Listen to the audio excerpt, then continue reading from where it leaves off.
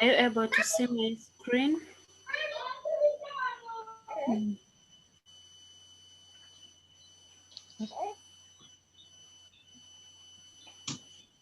All right, so the Yes, we are previous, able. okay, the previous time we were talking about labor supply, and I would like to get one of you to remind us what labor supply means.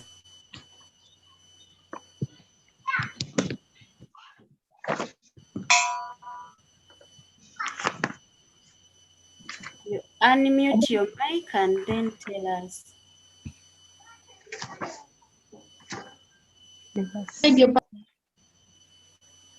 We are having a brief recap about what we covered last time. And I was saying that we looked at labor supply. Can any one of you tell us what labor supply is?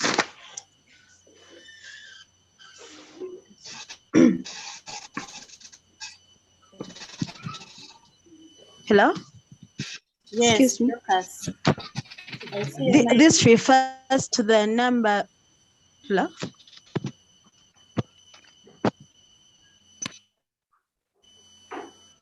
Go ahead, Dorcas. We are hearing you. This refers to the number of people who are willing and able to work at a given wage rate in a given period of time. Okay, thank you. So we said that labor supply involves those people that are willing to work. You should be able and willing to work, and in a given period of time plus the wage or the salary. So that's what we talked about. And we also looked at the factors. Factors determining labor supply. Can we have a few before we continue? A few factors that we talked about.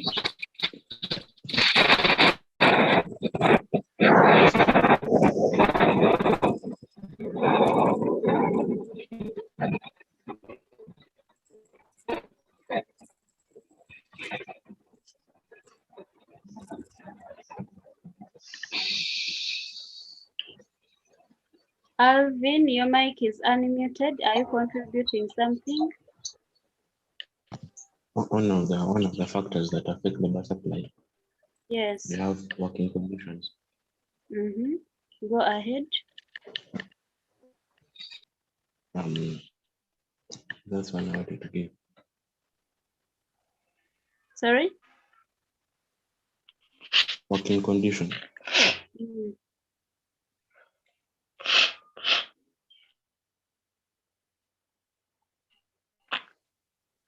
Okay, he's talking about the working conditions. Now we talk of labor supply determining working conditions determining labor supply.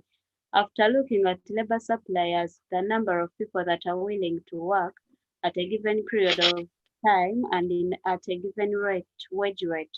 So if the working conditions are good, you expect the supply of labor to be high. So you will find out that there are many people that are going to be willing and able to work if the working conditions are good. But if the working conditions are very poor, no one would like to work in an environment where the working conditions are not favoring him or her. So you will find that the labor supply for that area will be very low. Can we have another factor? Political climate. Political climate. Thank you. Can you explain it?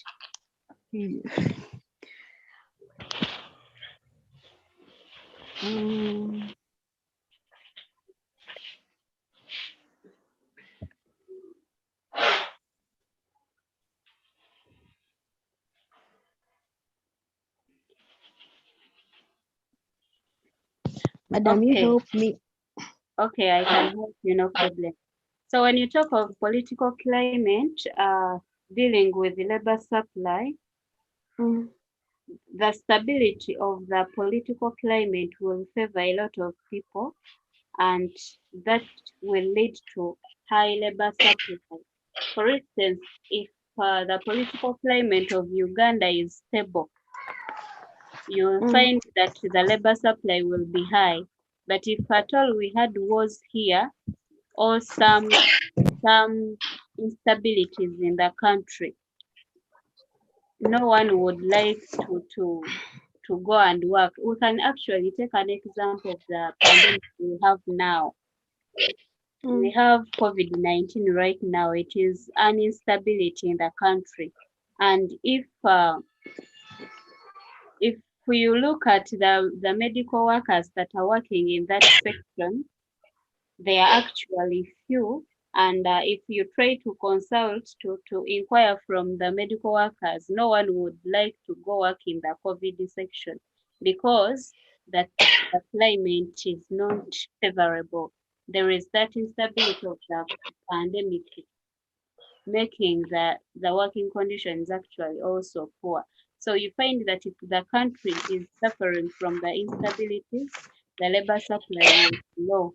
But if the country is stable, everyone would like to go and work in that country.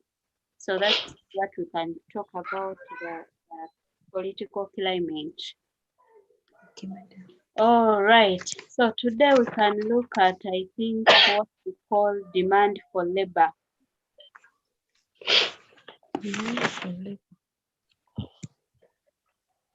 Yeah, we are still looking at labor.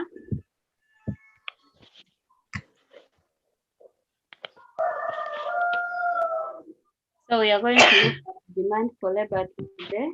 If labor supply involves the number of people that are willing and able to work at a given wage rate in a given period of time, who can tell us, according to his or her own understanding, what demand for labor would mean? This is one. This is the number of.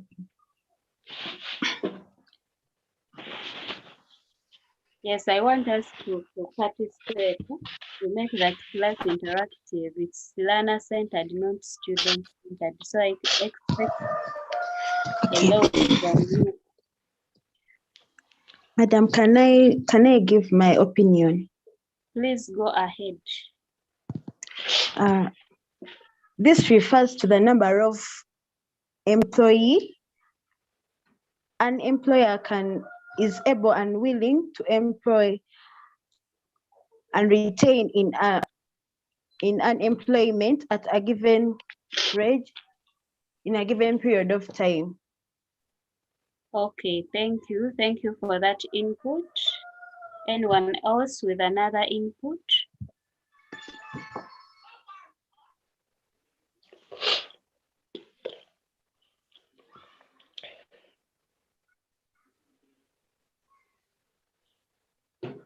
Katete David, do you have any? Yes, Emmanuel, Emma, you're putting your hand up. Yes.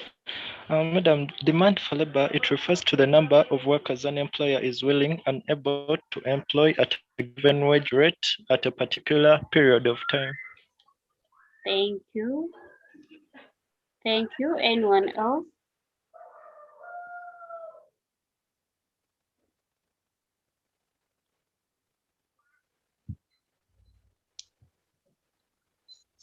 This refers to the number of laborers an employer is willing to employ and retain in a given period of time. Okay, thanks for that as well.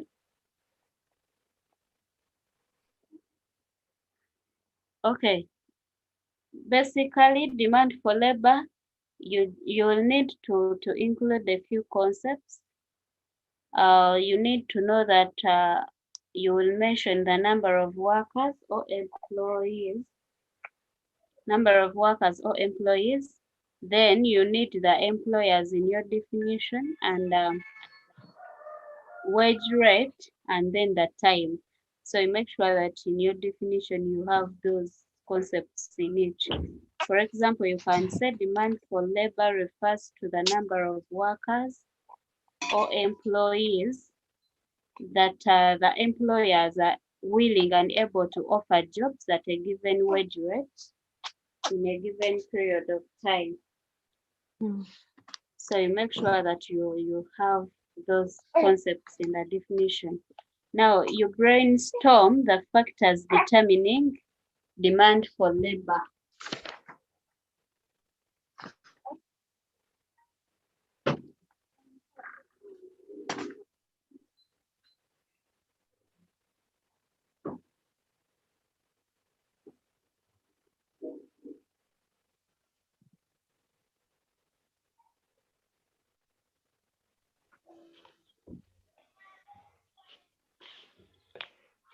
Yes, can we brainstorm the factors?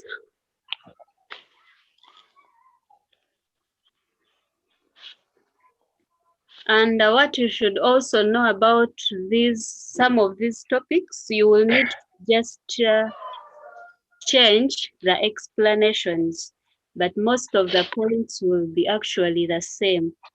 You will need to just twist the explanations to bring out the right explanation for a certain question. So if you look at the factors we looked at that are determining labor supply, they could not differ much from the factors that are actually determining the demand for labor. So you will need to just change the explanations.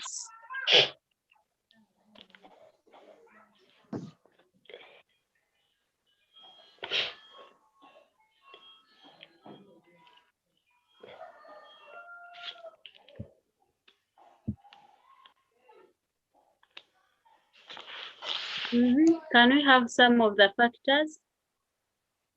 Labor skills. Labor skills. Can you explain it?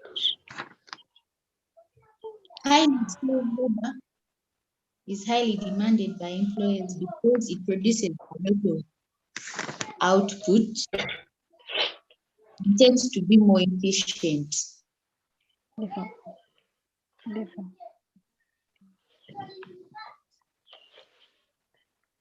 While labor that is unskilled is less efficient. Okay, thank you for that input. The point is labor skills. How is that class? Maybe to add on, in the explanation, you will need to show us how this point is determining the demand for labor. For example, you talk of highly skilled labor. If the labor that we have around is highly skilled, it means the employers will actually need to employ such labor. But if this labor is employed, the highly skilled labor, that person, that individual will be in position to work efficiently and effectively.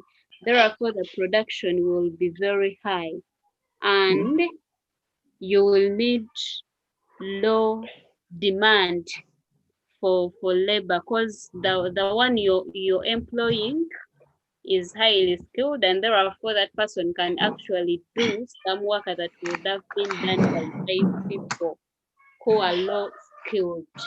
I hope you're getting me right. Yes. Yeah, and if the labor you have around is low skilled, then you will need more labor because that kind of labor will not be in position to produce at a high rate, and so the production will not be effective and efficiently done. So you will need to employ more, but if they are skilled enough, they can actually do some good work, and therefore you will need a lesser number of them. Yeah, can we have another point? Level of demand for goods that labor produces. Okay, thank you. Level of the rate of demand. Can we have someone explain that point?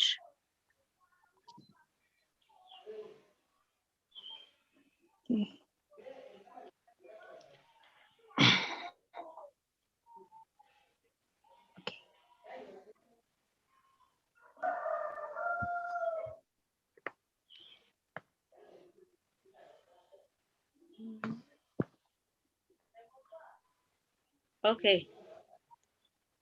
She's talking of the rate of demand. If the demand for, maybe let's take an example, you're a producer and you're producing cakes. If the rate of demand for cakes is very high, what will happen to the demand for labor? Sorry?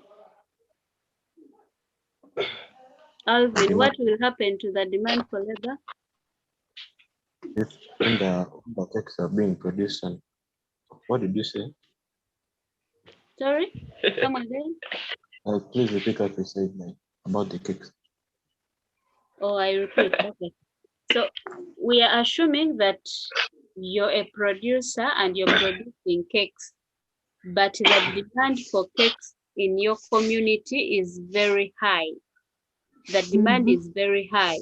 So what will happen to the demand for labor if the demand for cakes is very high?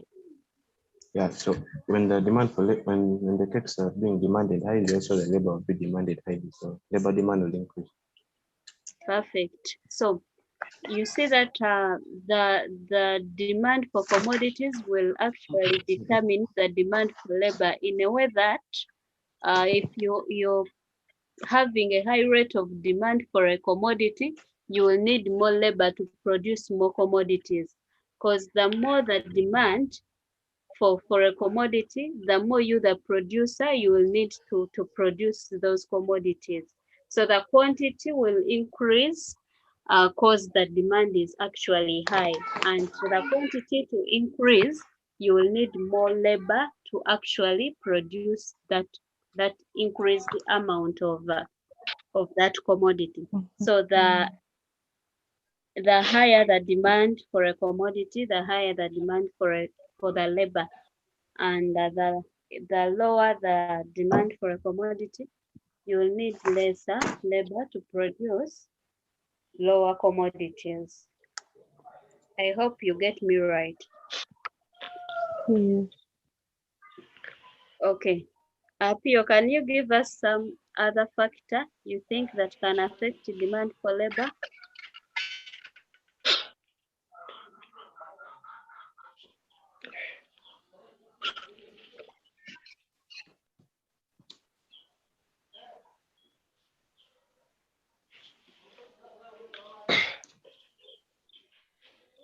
Okay, anyone else? I see Teddy, David, you're very many on today. Can you Degree of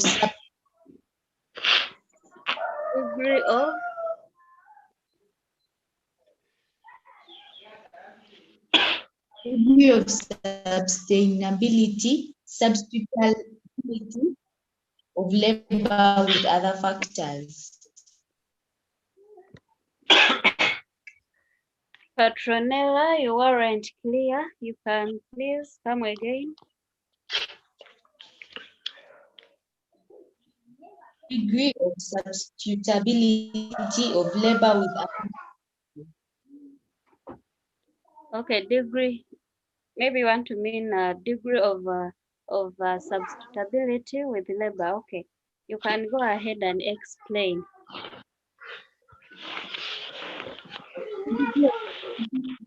Lowers the demand for labor because of the presence of alternative. Low degree of substitution leads to high demand of labor because of limited alternatives. Okay, thank you so much, Petronella. So she's talking about the substitutes for labor. If you have, for example, if you can use machines and you have mob of them, you will need lesser labor because you have some alternatives. But if you do not have any alternative, it means that you will need more labor to employ. So that's the point she has talked about. Can we have another point? Productivity of labor. Productivity of labor. Thank you. Go ahead. the demand of labor tends to be high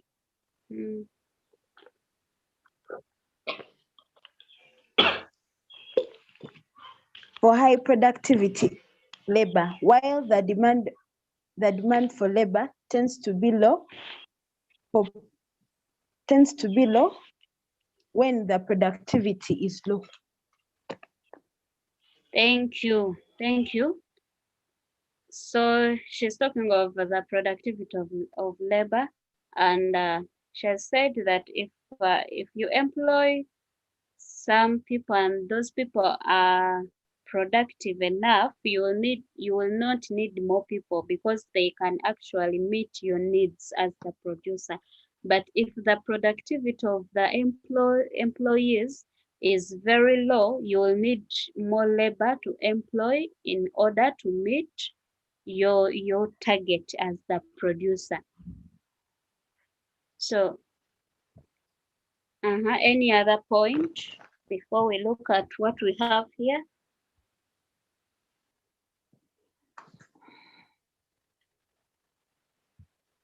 Yes, Apio.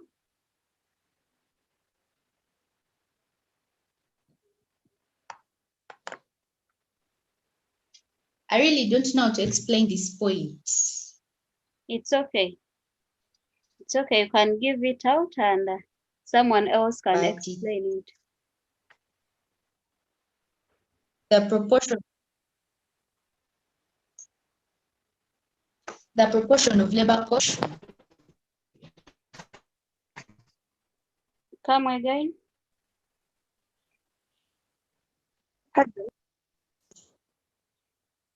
The proportion of labor cost to the total cost of production. Proportion of labor cost to total cost of production? Yes. Okay, can we have someone explain that?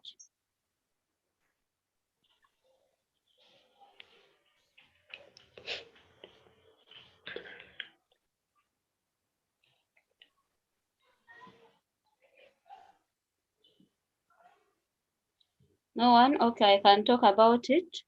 If you talk of a proportion, the proportion as the producer, you have to be counting, you have to be targeting whatever you're targeting. So you need to know the labor cost, the amount of money you're spending on labor, and then you need to know the amount of money you're spending on production. So these two things should be in touch with you. For example, if the cost of production is 100 millions and what you're spending for labor is 200 million, you're actually doing nothing. So you have to change this rate, you have to change this proportion and make sure that the labor cost is actually lesser. So what you will do is to reduce on the employees you have. So if the cost of labor is high, you will reduce on the demand for labor because you do not want to get losses. If the labor cost if the labor cost is higher than the cost of production, you will need lesser labor. But if you have a target of producing a commodity and you've counted you need 100 millions to produce, that is the cost of production, and then the labor cost you have like 10 millions, then it's okay to increase on the labor, on the demand for labor. So you have to be rating the two. The cost of the labor cost should not exceed the cost of production. Can we have another point?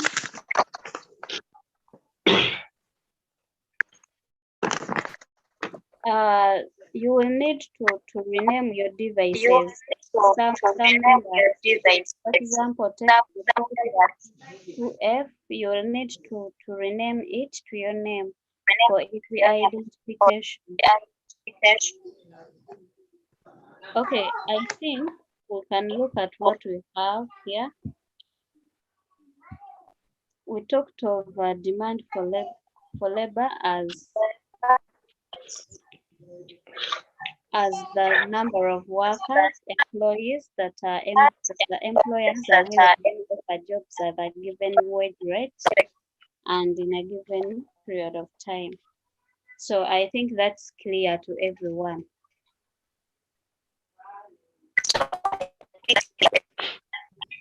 So you make sure that you don't leave out any concept that is vital in this definition. And we said that you have to mention the number of workers or employees. Then you mention the wage rate and the time plus those people that are going to employ, who are the employers. The phrasing might not be a problem as long as you include the basic concepts in the definition. So now we look at what we have under the factors determining demand for labor. Here we have the first one as level of wages. Technopop 2F, can you read for us what you're seeing on your screen?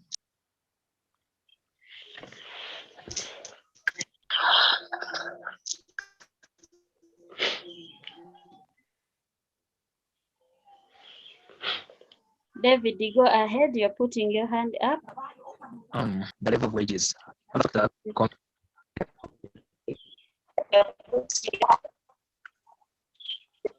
No, I did not put it up.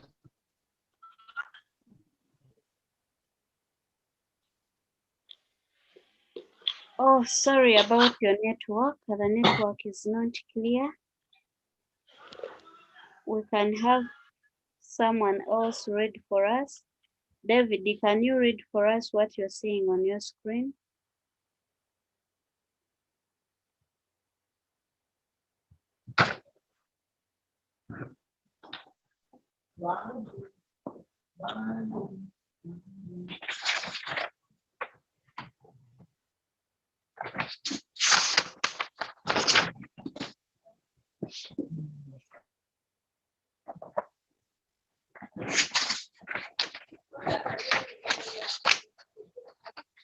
Is off? Yes, Petronella.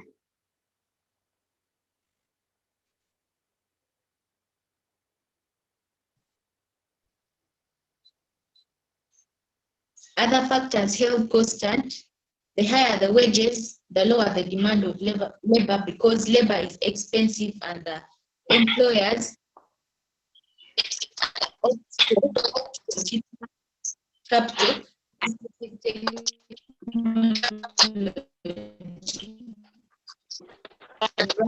and machines, while the lower the wage rate, the demand for labor, since the employers find cheaper to hire labor than any other production technique. All right, thank you. Thank you so much. So when we look at level of wages as a determining factor for demand for labor, you look at the producers. No one would like to employ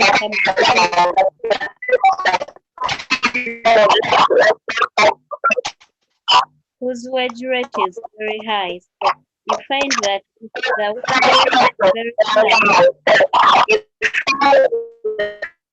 you will need to employ less. You will need to employ a small number of people. But if the wage rate is very low, you will employ more. So when you talk of level of wages, the higher the wages, the lower the demand. And if the demand for labor is lowered, then that producer will opt for some other machines as the alternatives. And if the level of wages is low, then the demand for labor will be high. But if the wage rate is high, the producer will employ low labor, then opt for other machines to catch up with the production.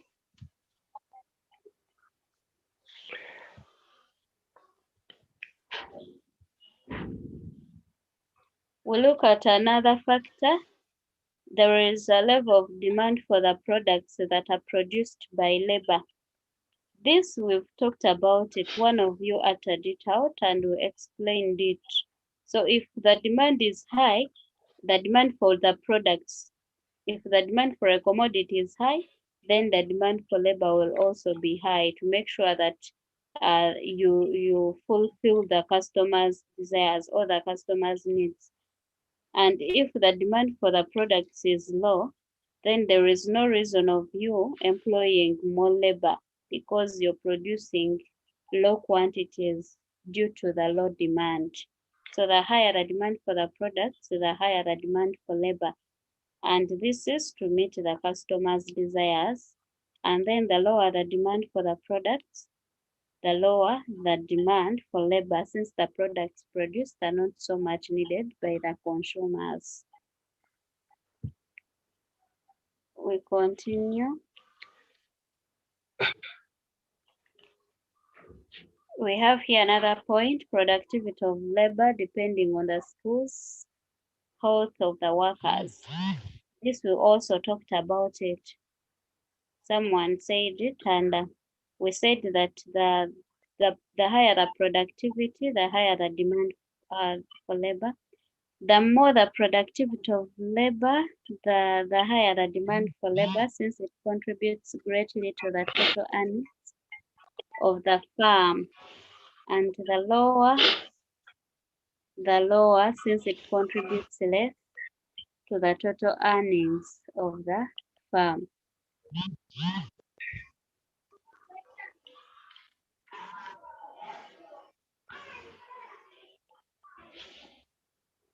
Percentage of the wage bill to the total cost of production. This is what Petronella called the proportion of something. You get, Petronella, can you repeat for us that point? The proportion of labor cost to the total cost of production. Yes, that point is the same as this. So if the wage bill, you have to consider the percentage of the wage bill to the total cost of production. The smaller the percentage of the wage bill to the total cost, the higher the demand for labor. Since the labor expenses can be met with ease, and while the higher the percentage, the lower the demand. Just like I told you, if the wage rate is high or wage bill, if the wage bill is high, as in the total wage bill of all the employers, if that bill is high, then you will find that you will need low demand for labor because it becomes expensive for you, the producer, and therefore costly to hire on the side of employers. But if you find that the wage bill is small, then the demand for labor will be high. The smaller the percentage of the wage bill to the total cost, the higher the demand for labor. Wage bill, when the wage bill is small, you will demand for more labor. But if the wage bill is high, then it becomes expensive for you, the producer, and therefore you will demand less. You will labor demand less to make sure that you don't incur more costs.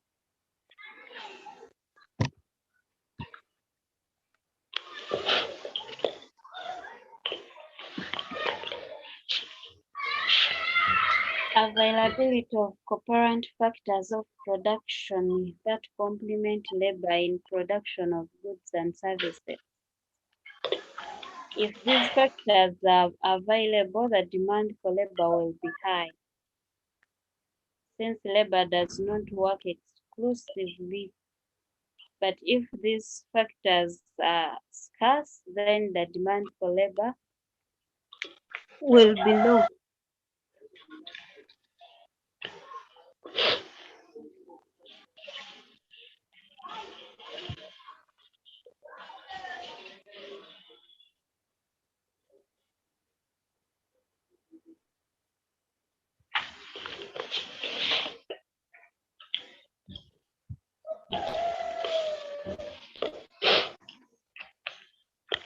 Can we have someone read for us that factor?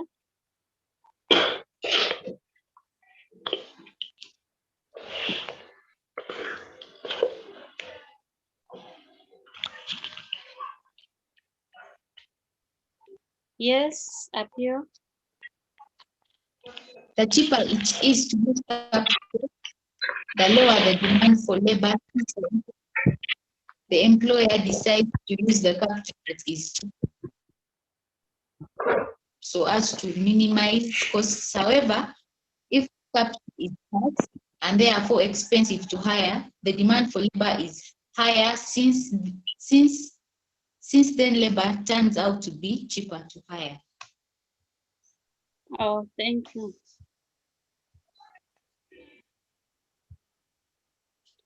The price level and availability of the substitutes to labor. We also talked about this in the introduction. Someone uttered out this point, and we said that if we have a number of substitutes, then we'll need low labor. The demand for labor will be low. And if the substitutes are not there, or they are there but expensive, then the demand for labor will be high. The cheaper it is to use capital, the lower the demand for labor, since the employer decides to use the capital that is cheaper so as to minimize costs. However, if capital is scarce and expensive to hire, the demand for labor will be high, since then labor turns out to be cheaper to hire. So you find that the producer will go with what is cheap.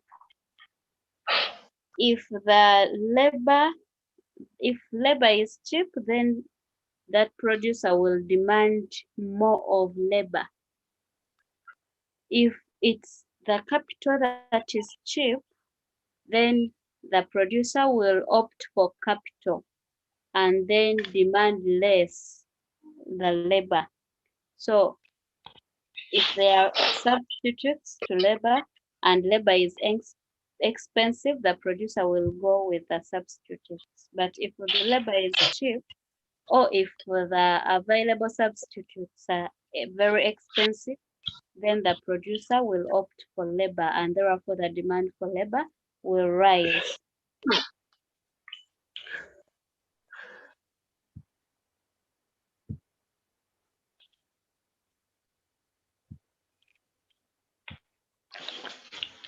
We have the level of skills that labor possesses. We also look at this.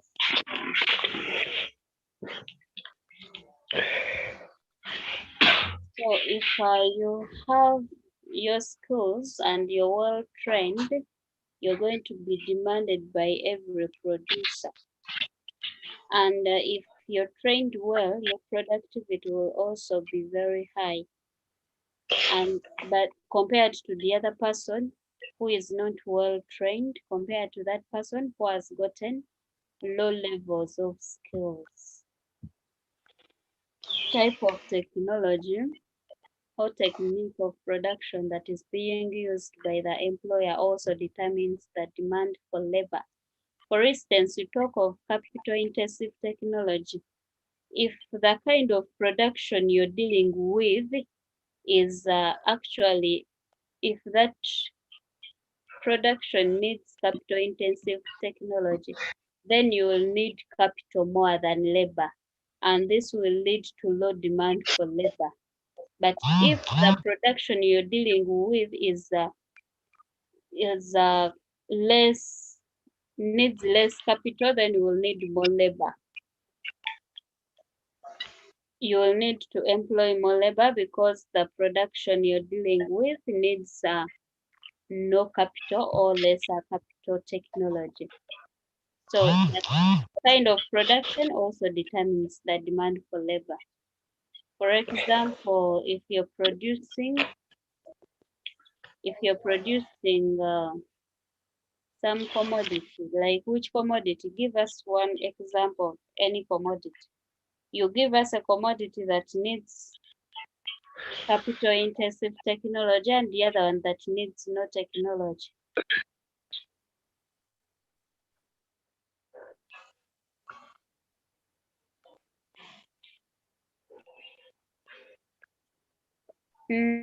Anyone to give us the examples?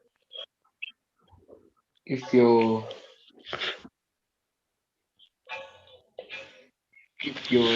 producing cars and baking cakes.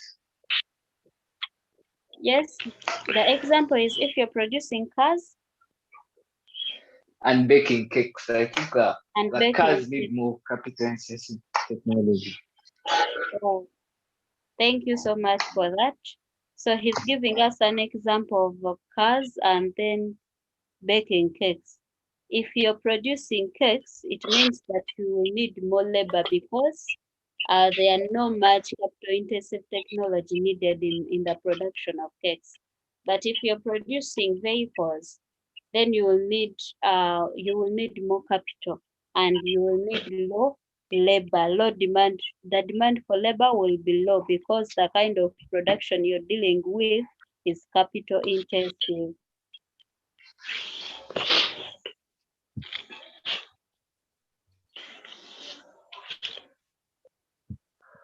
So there are very many factors, but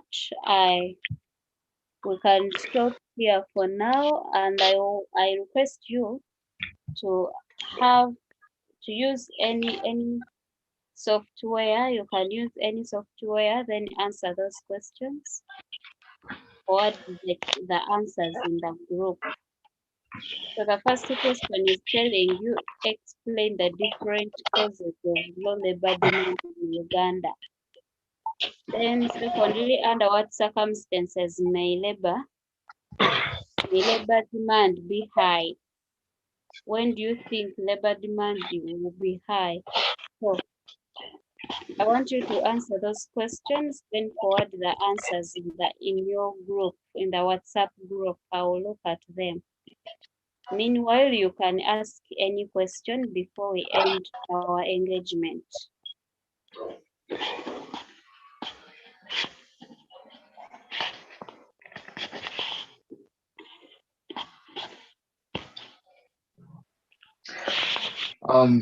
Is there a timetable for these lessons, or because I also just landed on the link, I never knew I had this.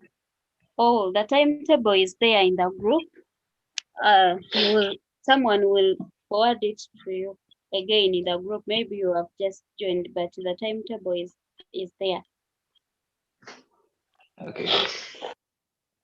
Any other question? Any question before we end?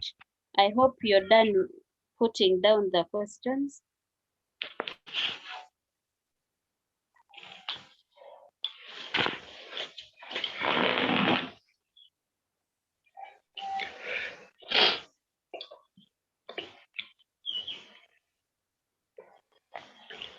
No more questions?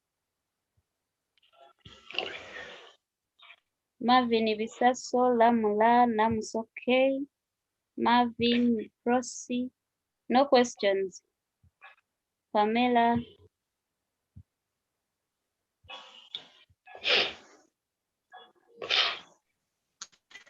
I have a question. Yes. Hello, Go I have a ahead. question. Go ahead. So I want to ask, now you're doing free classes. When the offer is for how long for the free classes? Oh, that one is going to be answered by Kakuru. I'm going to ask someone answer that in your group. So be ready for the answer in the group, right? Okay. Okay. Yeah, but you can subscribe after the free lessons. You'll be asked to subscribe for more lessons. for more notes and for more videos, academic. Okay.